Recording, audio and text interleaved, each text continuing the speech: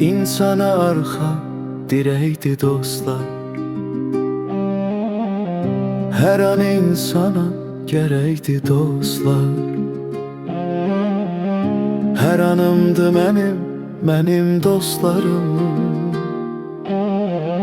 Canımdı mənim dostlarım. Hər bir insanla dost ola bilməz. Hər kəs dost adını heç ala bilməz. Hər kimsə ömürlük dost qala bilməz. Ömrümə günlükdür mənim dostlarım. Mənə ömürlükdür mənim dostlarım. İndi dost olmaq çətindən çətin.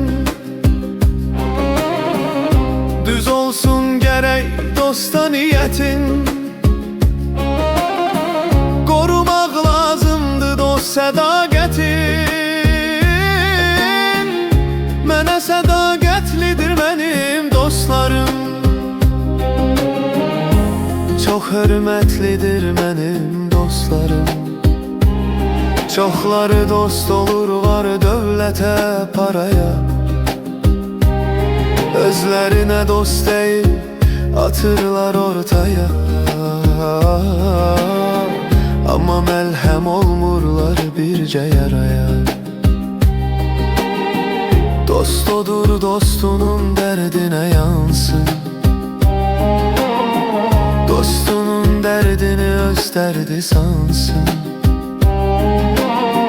Çox dost görmüşəm yaxşı günümə.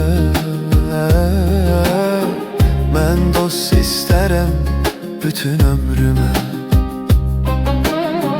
Dost olurlar onlar ayıma, ilimə. Mənim yaxşı, çox yaxşı dostlarım.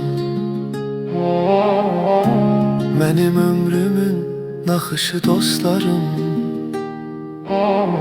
Muradam Rəbbimin xoşbəxt bəndəsi. Mənə dəyərlidir yaxşı dostun hər bir dənəsi.